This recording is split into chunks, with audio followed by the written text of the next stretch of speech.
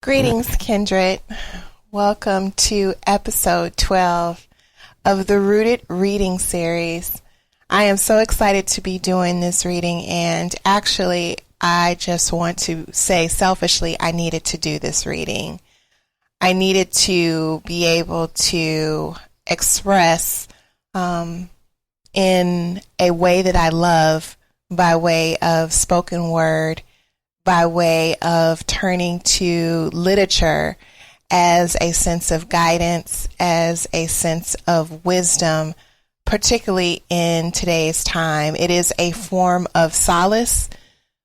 For me, it's a form of refuge, and more importantly, it's a form of expressed joy through spoken word. So as we all know, 2020 has been, at least the start of it, within the first 6 months, it has been a stretching year. And there is a lot going on, and I don't think that we'll know the full depth and gravity of all of these shifts, and I mean major shifts, until after we get on the other side, and we don't even know when that is. What I do know is that life has changed. It has changed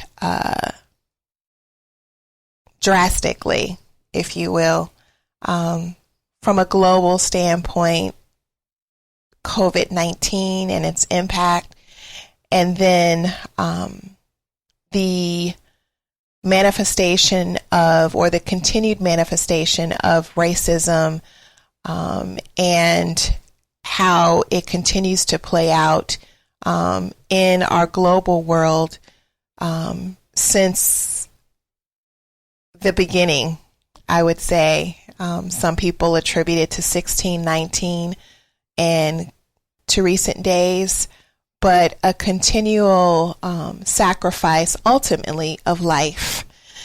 And so that's not to say what is personally going on in each of our individual lives, all of the stuff that we face day to day, on top of what's going on in the global world.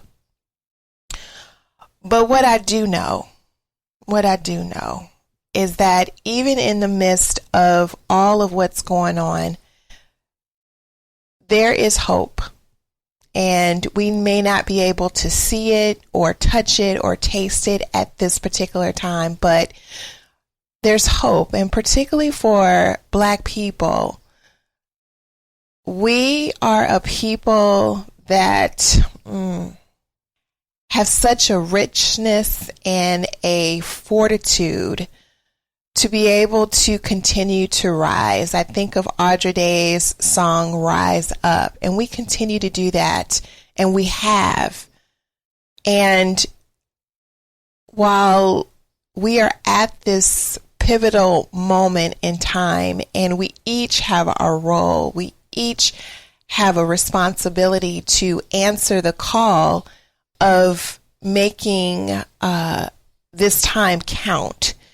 And that is done in different ways, not necessarily by what we define as productivity in this capitalistic society of doing or always being on the front line or what have you. There's different ways in which we can move and make this transformative change that I believe is happening at this particular time.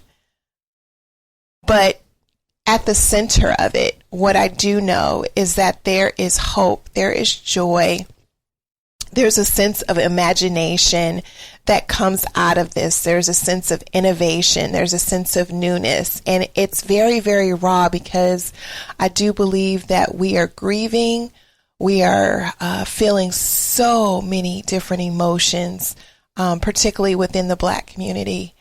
But what I know, and this is just from my family, my ancestors and my elders that are among us, and particularly I hear my father in my ear just saying that you know who you are. You know exactly who you are. You know where you come from, and you know whose you are, who you belong to. And so as we feel, and I mean really acknowledge how we feel, and it's a range of emotions from grief to anger to sadness to joy to curiosity. And as we acknowledge what is present before us, understanding that there is work to do, but it's done in different ways. And we learn from the past. We take the lessons from the past in order to move the movement forward. And in feeling and in acknowledging, begin to process that. And knowing that ultimately that we are all divine expressions. We are all sacred beings. And we are deliberate. And so with that being said, I'd like to read a passage out of The Awakened Woman as we continue the Rooted reading series. And I'd like for you to not only listen, but to take in her words, Dr. Trent's words,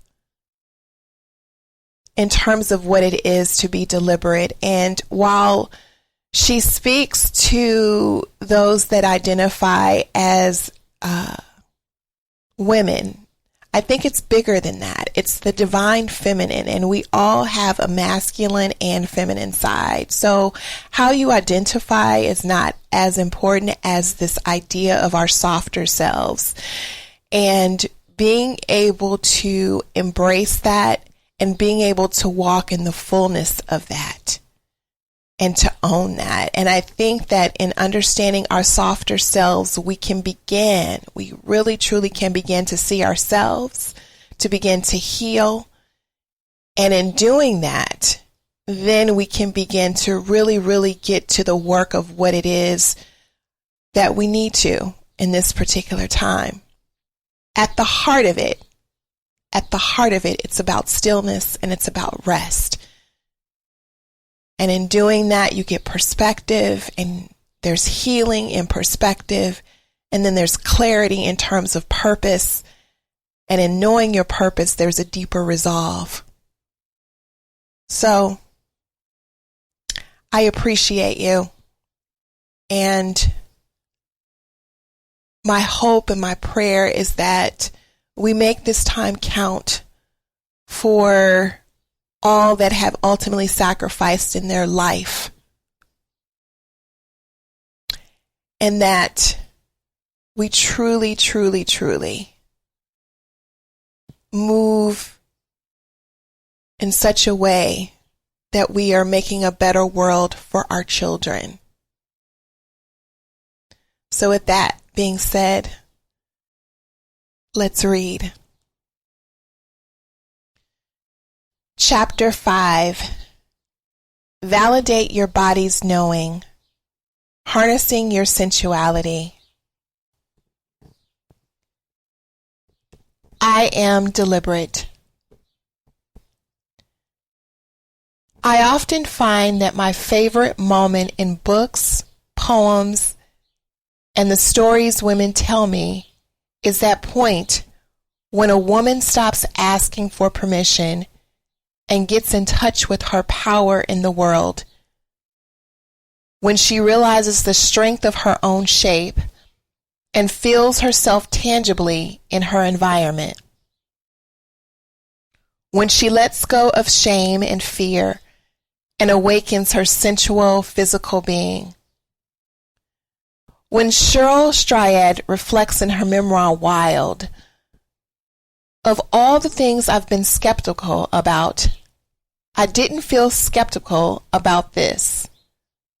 The wilderness had a clarity that included me. Or when Zora Neale Hurston's character Janie, in Their Eyes Were Watching God, learns what love is by watching spring unfold.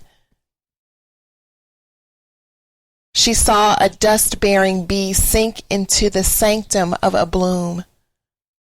The thousand sister calluses arch to meet the love embrace, an ecstatic shiver of the tree from root to tiniest branch creaming in every blossom and frothing with delight. So this was a marriage.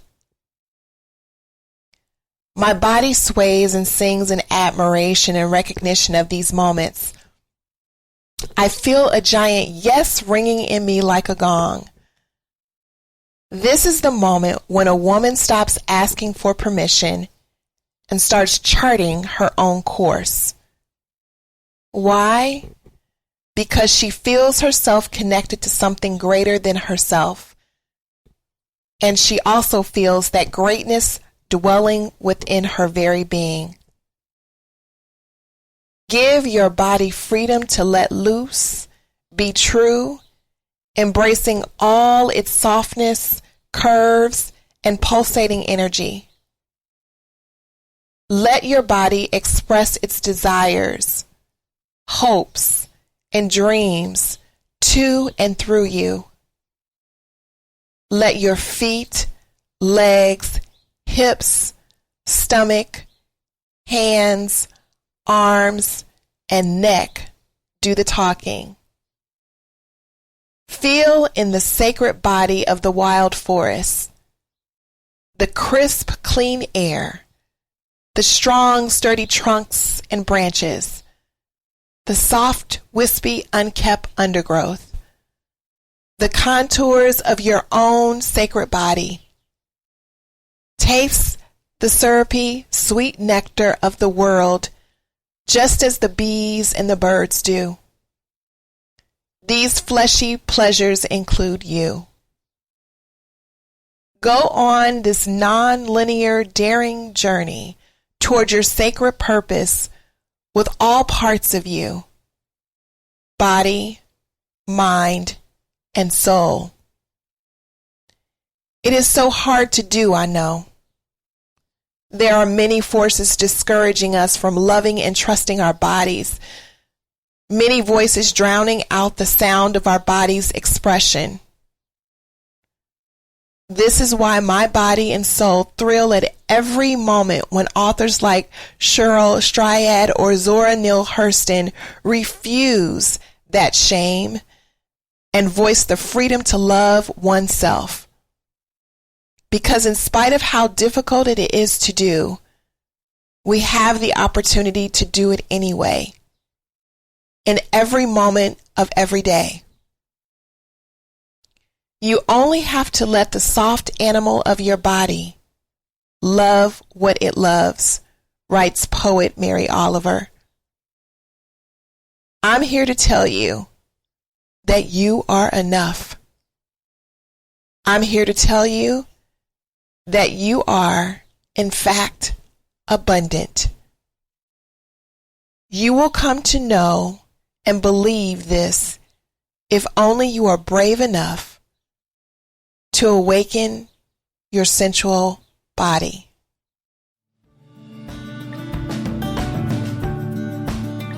Thank you again for supporting and listening to the podcast. I am so pleased to announce that the podcast is now available on SoundCloud, iTunes, Google Play, and YouTube. Consider leaving a rating or review. Also, please consider sharing the podcast with others that may like or benefit from the content being shared.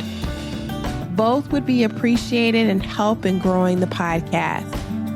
Should you want to connect, email me at rootedblossoms@gmail.com or visit my website at www.rootedblossoms.com. This and more information about today's episode and Rooted Blossoms can be found in the show notes.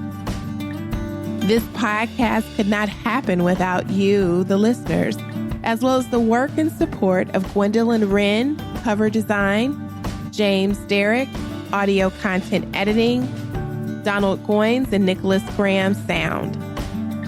Until we connect again, remember to make time for soulful communion and healing connection of breath, body, and spirit.